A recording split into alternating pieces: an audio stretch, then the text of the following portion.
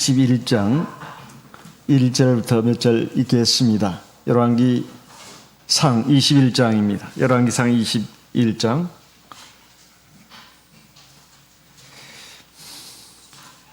열왕기상 21장 1절. 그 후에 이 일이 있으니라.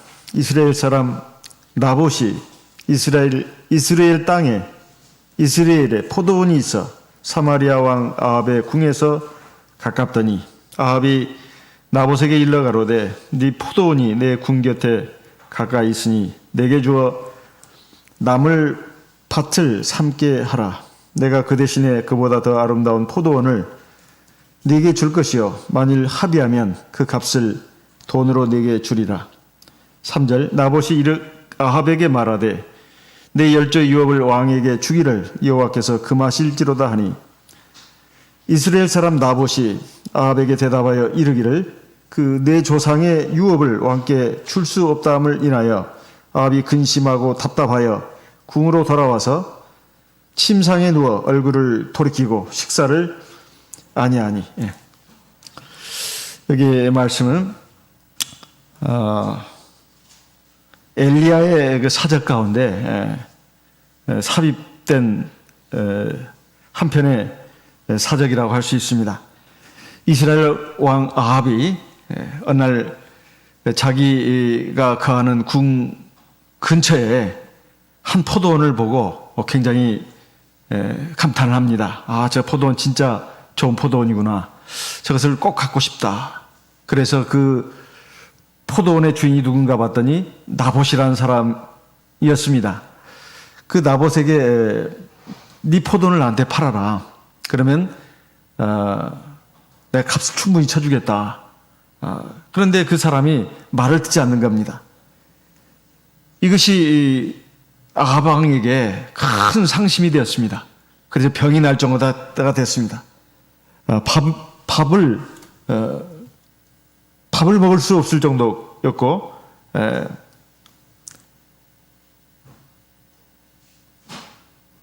또 이것 때문에 삶의 모든 기쁨이 사라진 것 같은 그런 상황이 됐습니다. 그래서 결국은 이 일이 어떻게 결말됐나 하면은 그의 아내 이세벨이 굉장히 강경하고 악한 여자 아닙니까? 자기 남편에게 이 포도원을 어떻게든지 줘야 되겠다 싶어가지고 술책을 부려서 그 나봇을 죽이고 결국 그 포도원을 아합 왕의 소유가 되게 합니다. 사실 이 일로 인해서 어떤 일이 벌어졌나 하면은 바로 아합 왕과 그 이세벨, 그 아내 이세벨에게 하나님이 엘리야 선지자를 통해서 무서운 징벌을 예고하는 장면이 나옵니다. 사실 어찌 보면 이거 세상에서 종종 일어나는 일이 아닌가. 돈 문제 가지고 많은 소란이 일어나기도 하는 것이 꼭 우리나라만의 문제는 아니라고 봅니다. 사람이 사는 곳에는 언제나 불의와 부정이 있고 그리고 온갖 악한 일들이 일어나기 마련인데 성경은 바로 그 한 단면을 우리에게 보여주고 있습니다. 그런데 결론이 뭔가? 아무리 우리 눈에 보이는 것은 막 사람들이 이렇게 한다 저렇게 한다 이것이 막 보인단 말이에요. 그리고 이런 일 저런 일이 벌어집니다. 참 요지경 세상이구나. 그런데 결론이 뭔가? 하나님이 주관하신다는 것입니다. 하나님이 결국 세상을 다스리신다는 거예요. 그래서 이것이 바로 오늘 우리 하나님의 백성들이 꼭 알아야 될 중요한 점이다 하는 것입니다. 오늘 이 말씀이 열왕기상 21장 1절부터 시작해가지고 26절까지 나옵니다. 그게 중요한 인물이 세 사람이 나오는데 바로 이스라엘 왕 아합 그리고 그의 아내 왕비 이세벨 그리고 이 포도원 주인 나봇 이렇게 세 사람이 나오는데 여기에 나오는 말씀에 맨 먼저 나오는 말씀이 바로 1절입니다. 그 후에 이 일이 있으니라. 먼 일 후에 이런 일이 생겼나 하면은 바로 열왕기상 20장에 있는 내용을 가지고 말씀하는 겁니다. 열왕기상 20장에는 아람 나라, 그러니까 이스라엘 나라의 그 북쪽에 있는 아람 나라, 그 당시에는 상당한 강국이었습니다. 큰 나라였어요. 수십만 대군을 이끌고 이스라엘을 침공했어요. 근데 하나님이 이스라엘을 도와가지고 그 아람 군대를 물리치고 대승을 거두게 했습니다. 또 하루에만 막 10만 명이 그 아람 군대가 전사하기도 하는 이 놀라운 역사가 일어났어요. 그렇게 해서 승리를 거두고 온 이 아합 왕이 사실 하나님이 도우시고 하나님이 역사하셔서 했다는 것이 열왕기상 20장에 잘 나와 있습니다. 그런데 돌아와서 이제 자기 궁에서 아마 쉬고 있다가 이제 아마 그 근처에 있는 그 곳을 아마 거닐었던지 평소에 그걸 눈여겨봤던지 그 포도원이 눈에 들어왔다 이 말이에요. 그래가지고 그 포도원을 꼭 자기 것으로 만들고 싶었습니다. 그런데 이제 그 주인이 나봇이 그 왕의 제안을 갖다가 이런 자에 거절한다 이 말이에요. 그러니까 아합이 막 병이 들 정도가 되었습니다. 그래서 4절에 침상에 누워가지고 식사를 안 할 정도까지 되었다 이 말이에요. 이것은 아합이 어떻게 해서 이렇게 됐나 하면은 바로 욕심의 도해가 됐기 때문에 그렇게 됐다는 것입니다. 그럼 아합이 왕이지만은 뭐 그렇게 가지고 있는 토지라든가 재산이 별거 없었는가? 그게 아니었습니다. 열왕기상 22장 3절에 보게 되면 열왕기상 22장 3절에 그가 살고 있던 궁전은 상하궁이었습니다. 상하궁이요. 상하로 만든 것은 예전에 뭐 언뜻 그 보기에 그 뭐 도장 같은 거를 제가 한번 본 적이 있는 것 같은데요. 이걸 가지고 뭐 그냥 그 궁을 졌다면은 이 어마어마한 그 궁전 아니겠습니까? 정말로 얼마나 화려하게 그리고 재물이 많은 왕이었나 이런 걸 알 수가 있습니다. 근데 이 왕이 한 서민의 포도원을 탐을 냈다는 거예요. 탐낼 뿐만 아니라 그걸 자기 것으로 못 만드니까 안달이 나서 병이 날 지경까지 됐다 이 말이에요. 이것은 바로 욕심 때문에 그렇습니다. 사람이 욕심에 한번 사로잡히게 되면은 이 지경이 된다 이 말이에요. 그래서 4절에 보면 아합이 근심하고 답답하여 이렇게 되어 있습니다. 근심하고 답답하여. 무엇 때문에 근심하는가? 무엇 때문에 답답하는가? 욕심 때문에 그런다 이 말이에요. 우리가 세상을 살아가면서도 항상 근심되고 답답할 때가 있습니다. 근데 그 근심의 내용이 뭐냐? 정말로 고린도후서 7장에 있는 말씀처럼 근심에는 두 가지가 있다고 하는데요. 하나는 세상 근심, 또 하나는 하나님의 뜻대로 하는 근심. 이 두 가지가 있다고 했습니다. 세상 근심은 사람으로 망하게 하는 것이라고 되어 있어요. 하지만 하나님의 뜻대로 하는 근심은 회개해가지고 구원에 이르게 한다. 이렇게 말씀하고 있어요. 우리가 살아가면서 여러 가지 근심 걱정도 하는데 정말 그 근심 걱정의 그 이면에는 뭐가 있냐 이 말이에요. 물론 딱 드러내놓고 내가 욕심이 있어서 그렇습니다. 이렇게 말할 사람은 없습니다. 사실은 그 밑바닥에는 하나님을 믿고 의지하는 것이 부족하기 때문에 약하기 때문에 근심하는 경우도 많이 있어요. 근데 이것을 살짝 한번 돌려놓고 보면 사실은 욕심인 경우가 많아요. 하나님이 나에게 주시는 것에 만족을 못하는 것입니다. 내가 가진 것이 부족해 보여요. 나보다 많이 가진 사람들이 너무 많아요. 그러면 비교를 하면서 내가 좀 부족하다 느낍니다. 그리고 내가 없는 것을 다른 사람이 갖고 있어요. 그러면 마음이 안달이 납니다. 나도 저게 있어야 되는데. 근데 그것이 꼭 있어야 되는지 이것은 둘째 문제로 치더라도 저것이 다른 사람이 있는데 나는 없단 말이에요. 그러면 내가 불행하다고 느낍니다. 그러다 보니까 이게 막 우울함에 사로잡히게 되고 또 그것을 좀 어떻게든 좀 갖고 싶다. 그러면 이제 욕심으로 나가게 되고 그런 거 아니겠습니까? 세상에 일어나는 많은 추한 일들의 그 이면에는 사실 욕심이 자리 잡고 있습니다. 지금 오늘 우리나라에서도 일어난 일들도 한번 보세요. 무슨 금전적인 문제, 땅 문제, 재산 문제 그 이면에는 사실 그 욕심이 자리 잡고 있는 것입니다. 그리고 뭐 뉴스에서 나온 바에 의하면 참 우리가 생각도 못할 그런 일도 벌어지지 않습니까? 학교에서 뭐 예를 들면 뭐 화장실에 누가 몰래 카메라를 설치해 가지고 참 이게 막 드러나 버리니까 아주 그냥 난리가 난 거예요. 생각도 할 수 없는 일이 벌어진 것입니다. 그 일을 한 사람은 완전히 이제 망한 것이죠. 그분만 망한 거 아니겠죠. 그 가족들도 사실은 이제 얼굴 들고 다닐 수가 없습니다. 완전히 망해버리는 거예요. 그러면은 그게 왜 그렇게 됐냐 이 말이에요. 욕심입니다. 빗나간 욕심이에요. 재물에 대한 욕심, 또 이성에 대한 욕심, 그다음 명예에 대한 욕심, 주로 크게 세 가지입니다. 이성에 대한 욕심, 쾌락에는 성적인 쾌락도 들어있죠. 쾌락에 대한 욕심, 그다음에 명예에 대한 욕심, 이런 것들이 그 욕심으로 해가지고 결국은 탐심으로 나가고 결국은 이렇게 아주 추한 일들이 막 일어난다 이 말이에요. 그래서 우리가 살아가면서 내가 하나님 앞에 내가 받은 거 이걸 누리면서 기쁨을 갖기보다는 내가 가지지 않은 거, 그리고 내가 가졌지만은 다른 사람과 비교해 가지고 적다고 생각을 한다 이 말이에요. 그래가지고 이게 주체할 수 없는 어떤 갈망으로 나가는 것입니다. 그런 걸 갖다가 욕심이라고 합니다.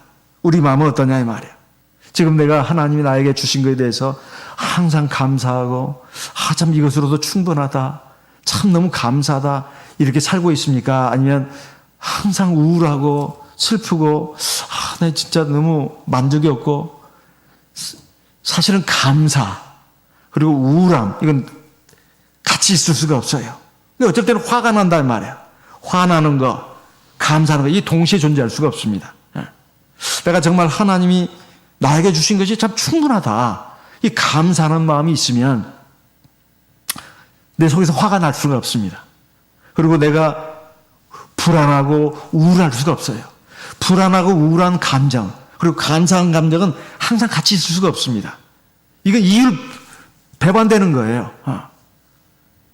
그러니까 그러면 사실은 그 안에 욕심이 있다는 뜻입니다. 욕심이 있다는 뜻이에요. 욕심은 여러 가지 양상으로 드러나는데, 첫째는 돈에 대한 욕심입니다. 절대 지금 자기 수입에 대해서 만족을 못하는 거예요.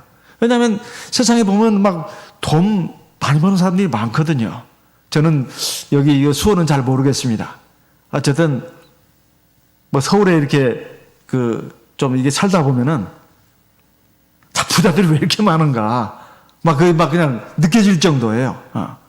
여기 뭐 다른 지역에서는 한 중류층, 중산층 되는 사람들은 서울에 가면 거의 하류층으로 이제 떨어질 정도로 서울에는 돈 많은 사람들이 너무너무 많습니다.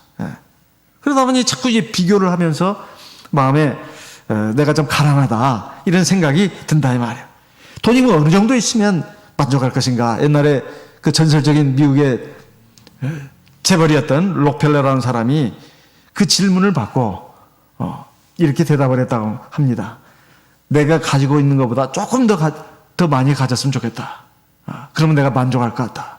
돈이 그런 속성을 갖고 있다는 거예요. 절대 돈으로는 만족을 못한다는 것을 그렇게 말해주고 있는 것입니다. 그 엄청난 재벌도 대체 어느 정도 돼야 만족하겠나. 자기가 가지고 있는 것보다 좀 더 가지면 만족하겠다. 끝도 없다는 말이죠.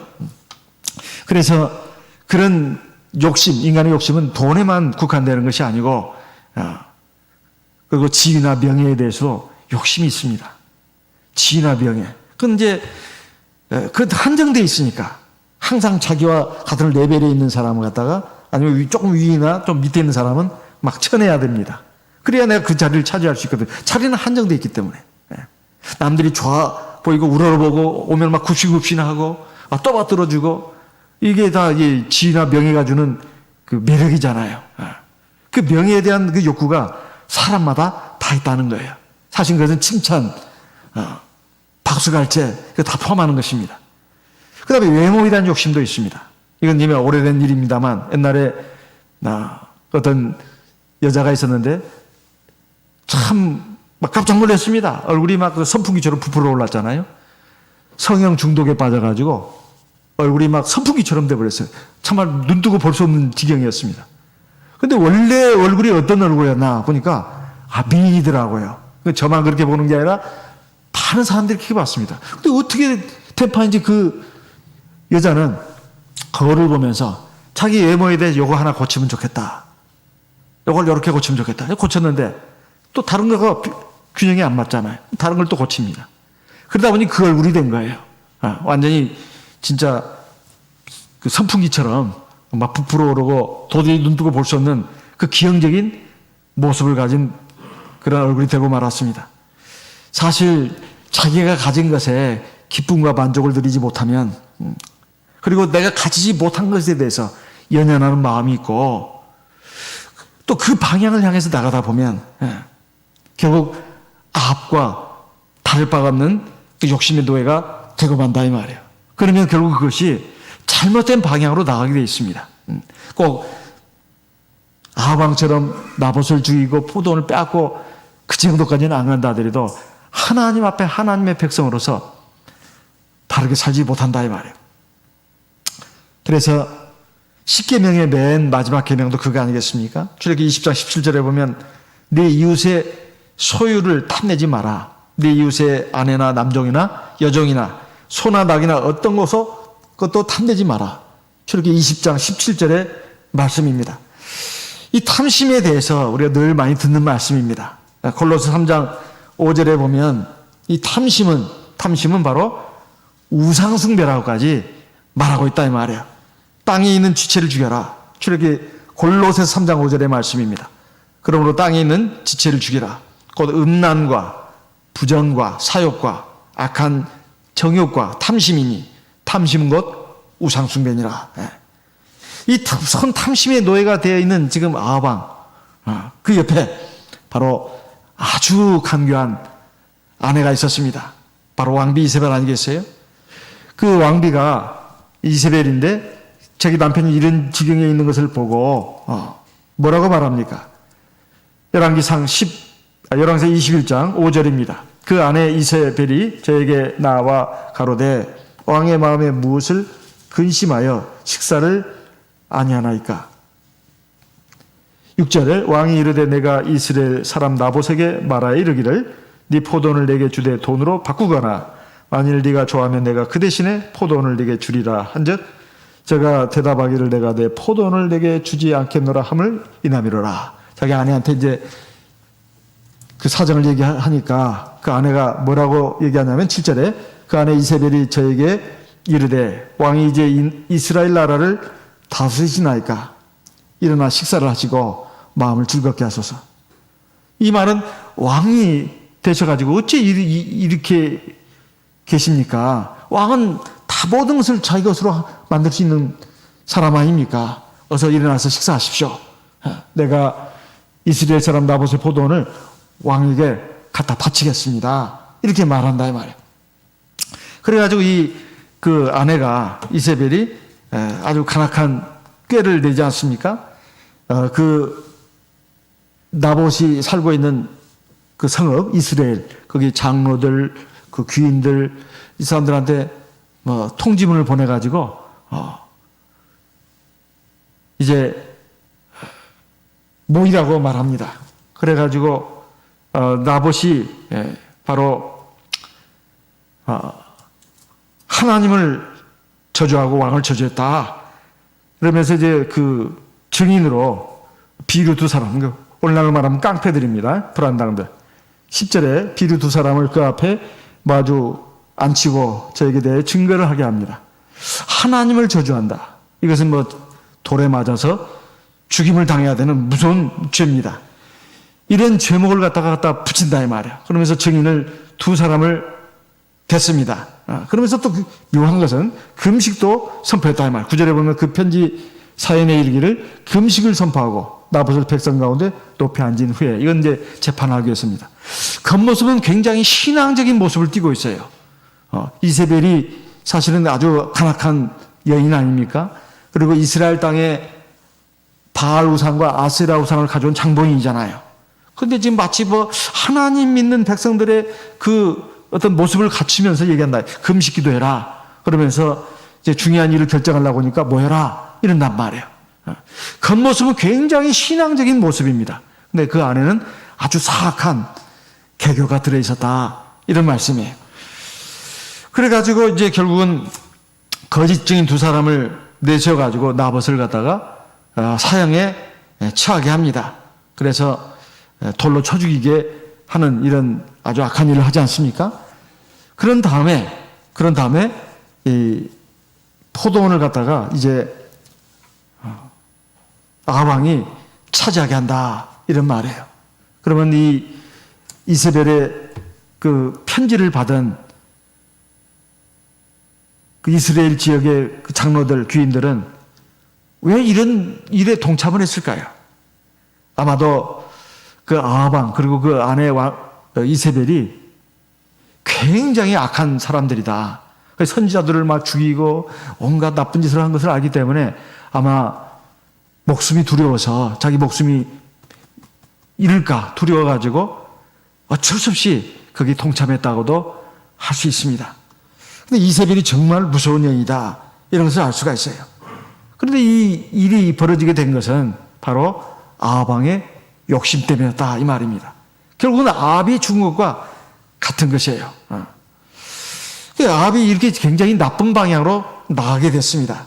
25절에 보니까 열왕기상 21장 25절입니다. 같이 한번 읽어보겠습니다. 열왕기상 21장 25절 같이 읽겠습니다. 이해로부터 아합과 같이 스스로 팔려 여호와 보시기에 악을 행한 자가 없음은 저가 그 아내 이세벨에게 충동되었습니다. 바울은 로마서 7장에서 보면 내 마음속에 선을 향한 욕구도 있고 악을 향한 욕구도 있는데 참 늘 괴롭다. 우리 하나님의 백성들의 그 심경을 갖다가 대변하고 있습니다. 근데 여기 보니까 아합은 스스로 악에게 죄에게 팔렸다. 이렇게 되어 있습니다. 근데 어떻게 하나님 보시기에 이 무서운 악을 행했느냐 하면은 바로 그 아내 이세벨에게 충동되었기 때문이다. 이렇게 말씀하고 있습니다.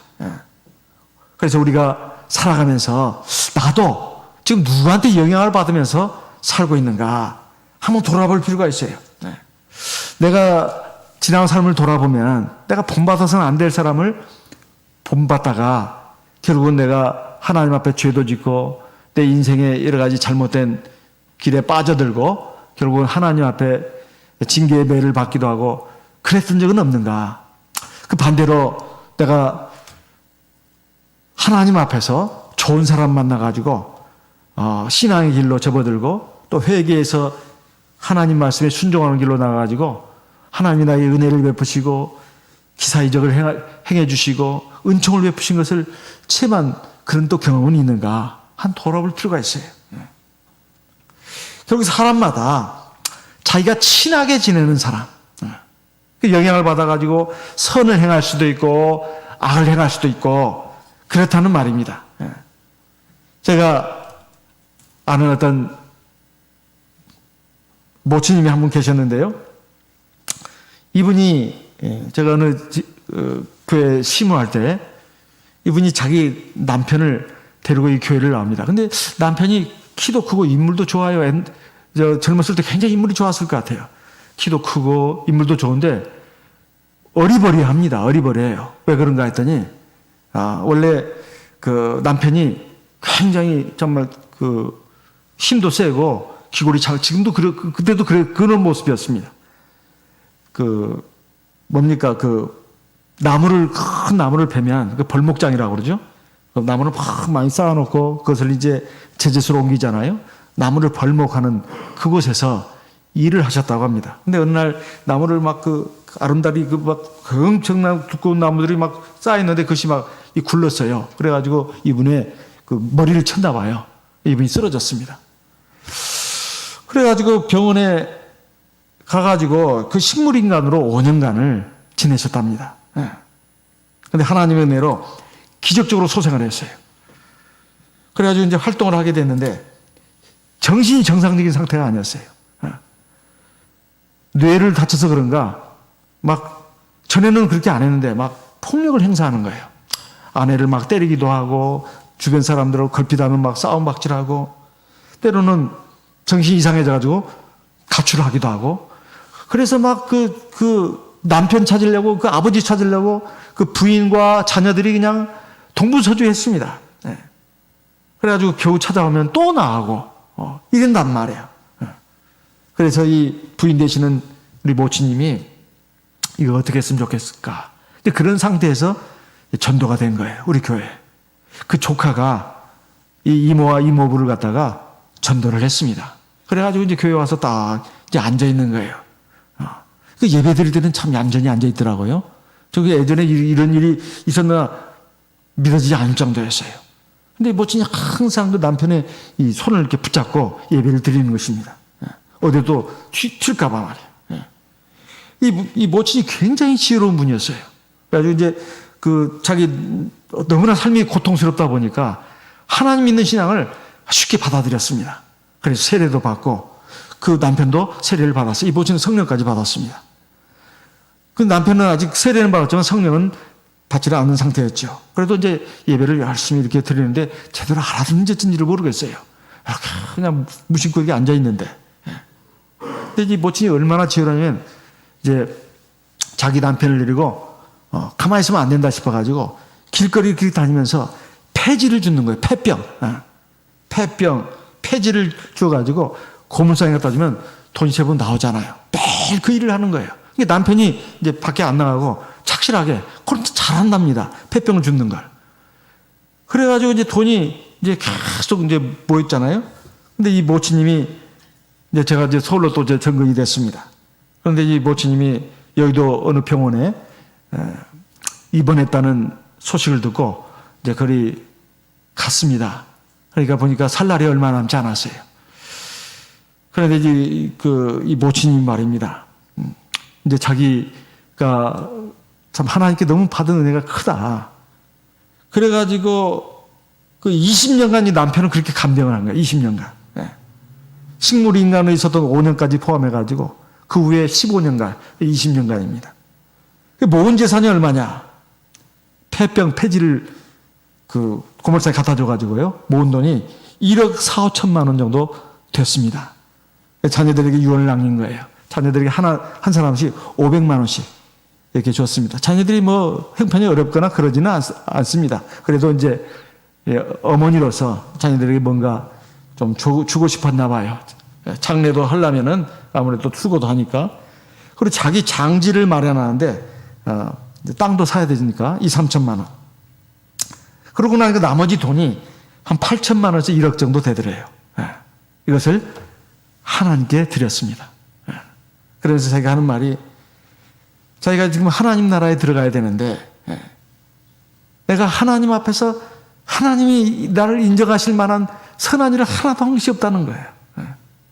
그래서 내가 마지막으로 이거라도 하나님 앞에 내가 드리고 싶다고. 이게 내가 평생 모은 재산이라고. 그러면서 이렇게 하나님 앞에 바쳤습니다. 그리고는 얼마 후에 별세하셨어요. 자, 이 모친을 보고 이 간증을 제가 이제 또 그 조카 되시는 분한테도 듣고 그러면서 참 많은 감동을 받았습니다. 사실 그 어르신은 그 후에도 지금 제가 알기로는 지금 생존해 계신다는 말을 내가 얼핏 들은 것 같은데요. 그 자녀들이 돌보고 있나 어쩌나. 어쨌든 이 남편이 되신 분은 참 좋은 친구를 만났어요. 부인 잘 만났잖아요. 정말 잘 만났죠. 그래서 우리가 살아가면서 생각해야 할 게 있습니다. 나에게 육신적으로 말입니다. 재물이나 또는 지위나 명예나 쾌락을 추구하는 데 있어서 나에게 유익을 주는 사람.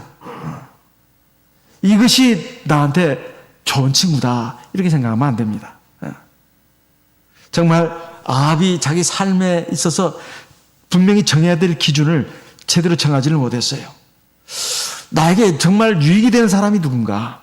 그건 뭐 재물면이나 또는 육신의 쾌락이나 하는 지위나 명예에 있어서 나에게 이익을 주는 사람이 나한테 좋은 사람이 아니고 내가 옳은 일을 하도록, 옳은 길로 가도록 인도하는 사람. 그게 진짜 나한테 유익한 사람입니다. 이거 절대로 잊어버려서는 안 됩니다.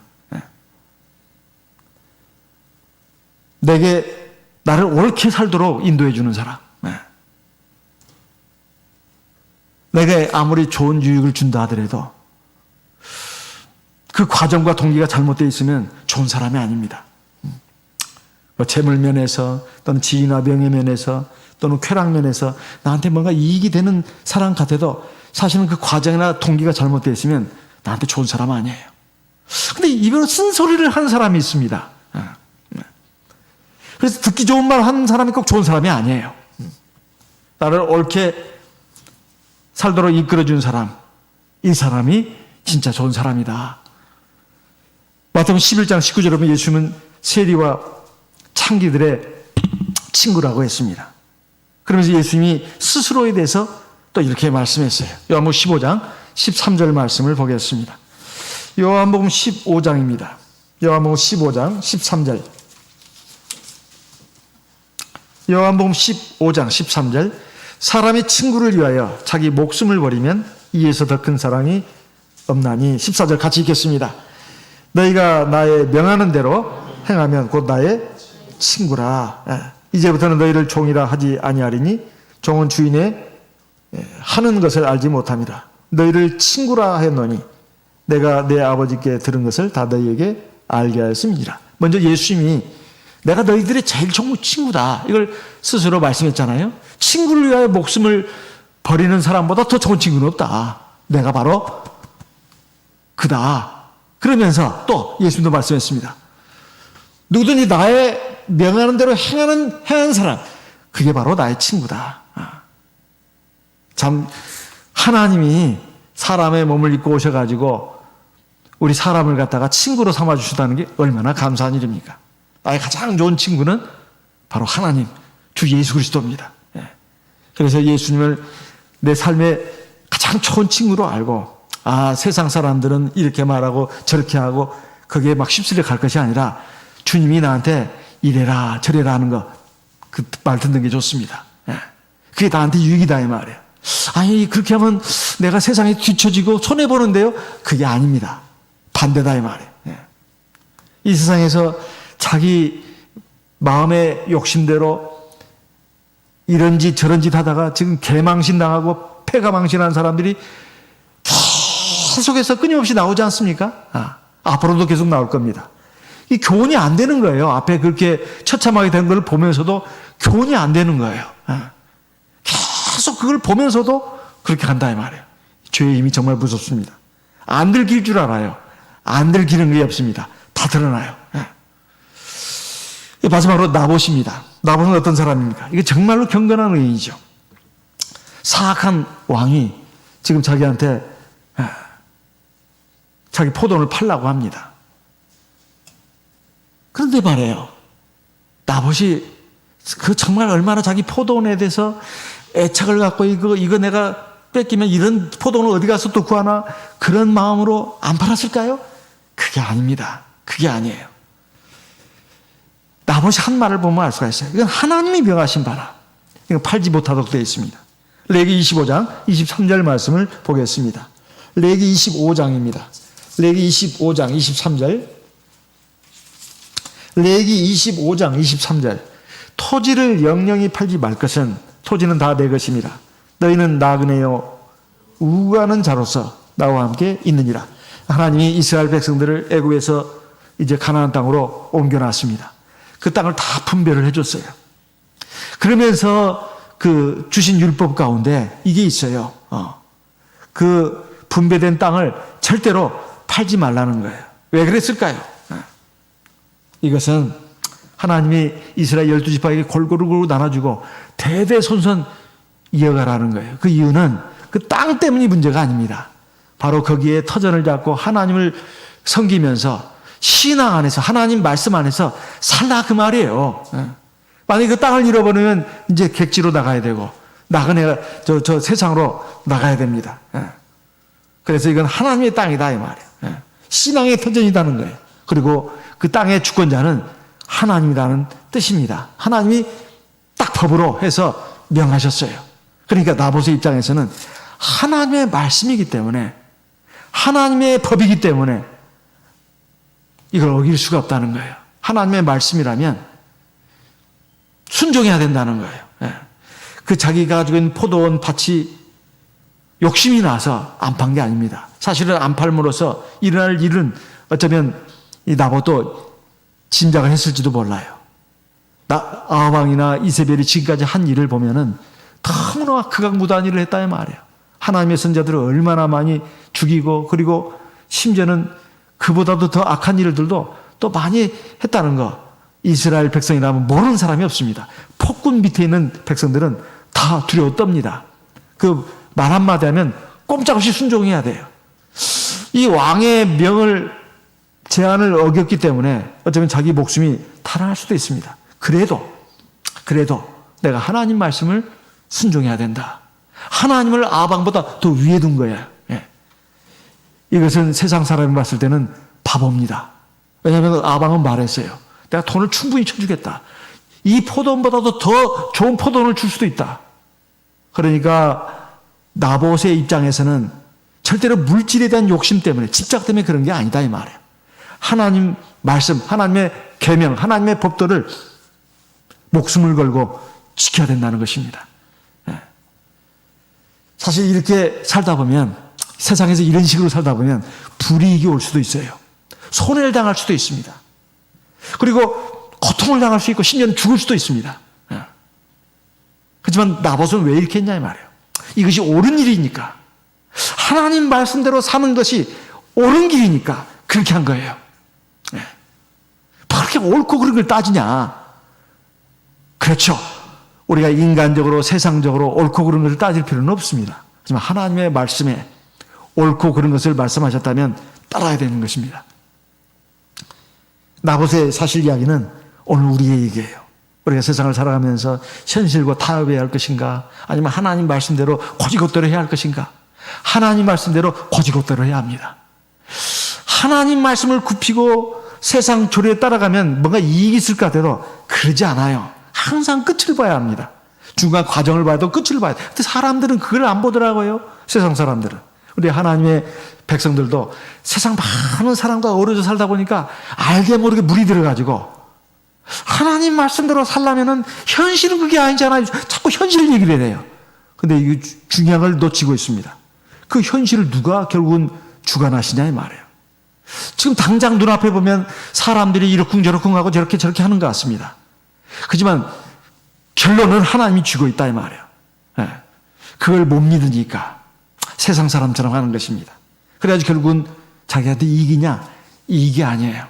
엄청난 손해라는 거, 그리고 고통이라는 걸 뒤늦게 깨닫는 경우가 허다합니다. 허다해요. 그러나 앞서간 그 실패자들, 성공자들을 보면서도 그 후대들도 또 반복하는 경우가 많습니다.